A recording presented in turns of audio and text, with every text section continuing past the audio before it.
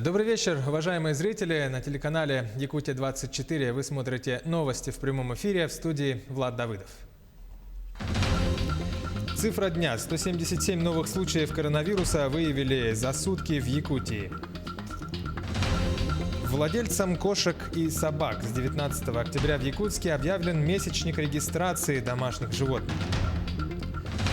Освоение космоса. Специалисты НАСА готовятся приступить к операции по забору образцов грунта с поверхности астероида.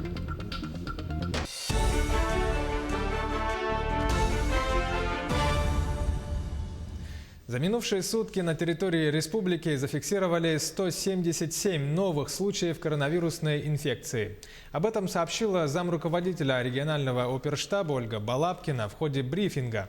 125 случаев из этого числа выявили в Якутске, в Нюрбинском районе 8 случаев, в Алданском и Нерюнгринском районах по 6, в Мегино-Кангаласском районе 5 случаев. Отдельные случаи коронавируса обнаружили практически в каждом районе республики. Об этом сказала Ольга Балабкина.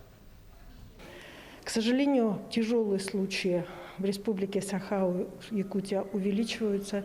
Увеличиваются они прежде всего за счет пожилого населения. Поэтому еще раз берегите свое старшее поколение. Задача, поставленная главой Республики Саха-Якутия по сокращению сроков проведения анализов на коронавирус, выполняется всеми учреждениями здравоохранения и лабораториями Роспотребнадзора Республики. Необходимо обратить внимание, что в целом непосредственно сокращены сроки и госпитализации людей, заболевших, и сегодня Республика Саха-Якутия по госпитализации является одним из лучших субъектов Российской Федерации. Отдельный учет бессимптомных больных коронавирусом ввели в России. Об этом сообщила руководитель управления Роспотребнадзора по республике Маргарита Игнатьева. Она отметила, что в связи с раздельным учетом статистика минувшего дня на 19 октября изменилась.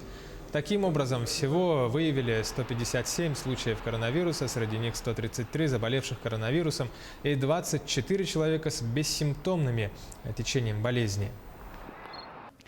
Также необходимо отметить, что в республике Саха-Якутия на этой неделе был достигнут наивысший результат проведенных лабораторных анализов на ковид и достиг максимума. За сутки мы провели по республике 6071 исследование на коронавирусную инфекцию. И показатель охвата тестированием населения методом ПЦР составляет у нас уже 506,7 на 100 тысяч населения.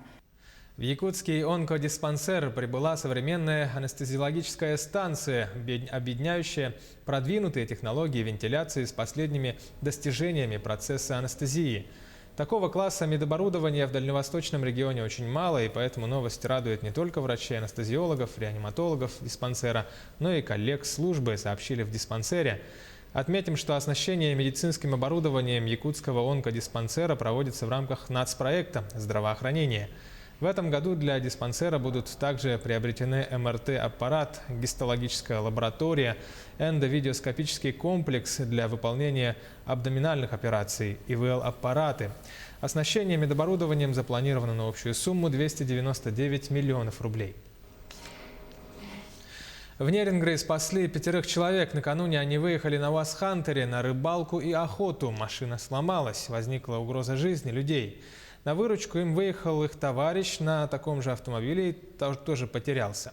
Спасатели, не имея большегрузной вездеходной техники, обратились за помощью к своим коллегам пожарным. МЧС района выделил 2 пожарных на автомашине ЗИЛ-131.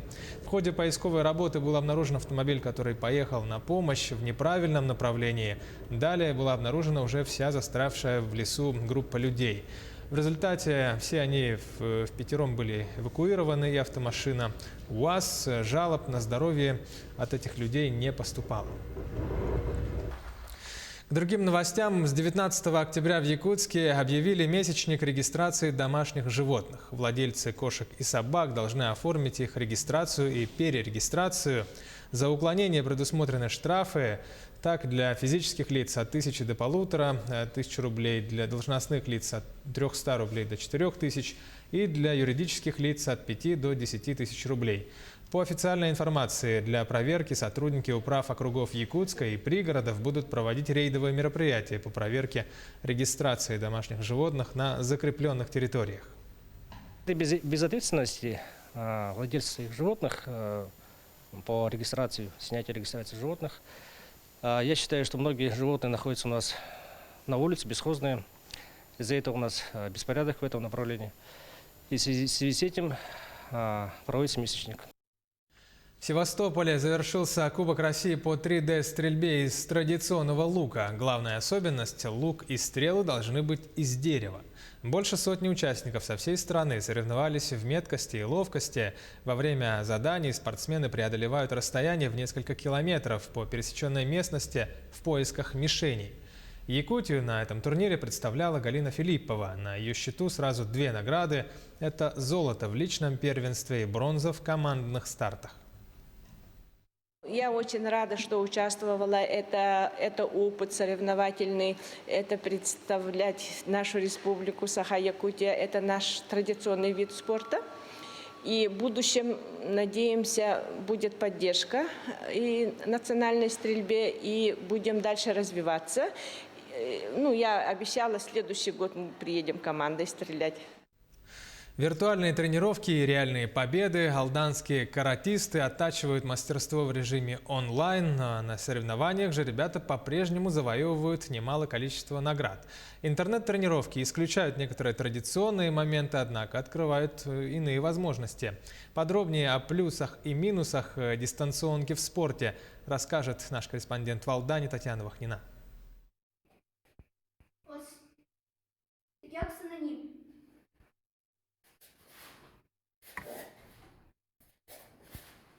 Это запись одной из тренировок по карате до Киокушинкай. Одиночное оттачивание приемов и бросков для алданских спортсменов в последние полгода стало суровой реалией. В настоящее время групповые занятия в секциях запрещены. Прерывать же тренировки нельзя. Навыки в технике боя теряются быстро. В период карантина наши занятия проходили онлайн в программе Zoom. Нами было создано 3 класса, которые могли посещать все наши спортсмены. Мы добавили мастер-классы с мастерами, которые проживают в других городах. Мы проводили также разборы по питанию спортсменов. Онлайн-тренировки по до Киокушинкай в алданской секции карате начались весной. К новой форме занятий юные спортсмены адаптировались быстро. К тому же виртуальный режим оказался сопряжен с интересными и полезными моментами. Это рациональное зерно будет использовано в дальнейшей практике тренировок. Просто на расстоянии вытянутой руки мы могли обратиться к любому знакомому тренеру, мастеру в какой-то своей сфере. Вот эту вот практику онлайн-тренировок я планирую вести у себя в тренировках, когда тренировки разрешат. Я хочу создать аккаунт. Летом традиционные занятия были возобновлены. Они проводились как в помещении, так и на улице. С наступлением холодов и обострением эпидемиологической ситуации посещение спортзала вновь пришлось отложить на неопределенное время. Между тем, график соревнований вполне реальный. И к очередным испытаниям, первенствам России и мира, ребята готовятся серьезно. Я думаю, что заниматься можно, но именно в спорте важна вот эта вот связь и общение, как говорится, комьюнити внутри коллектива и команды. То есть, когда тренер каким-то своим примером и энергией может зарядить команду на работу, да, показать, объяснить, подойти.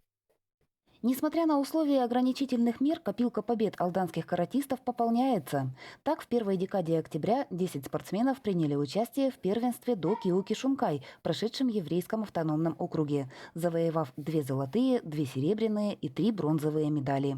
Татьяна Вахнина, Алдан. Специалисты НАСА готовятся приступить к операции по забору образцов грунта с поверхности астероида под названием Бенну. Аппарат, который должен выполнить миссию, вращается вокруг небесного тела с декабря 2018 года. Подробности у коллеги Артема Сторонова.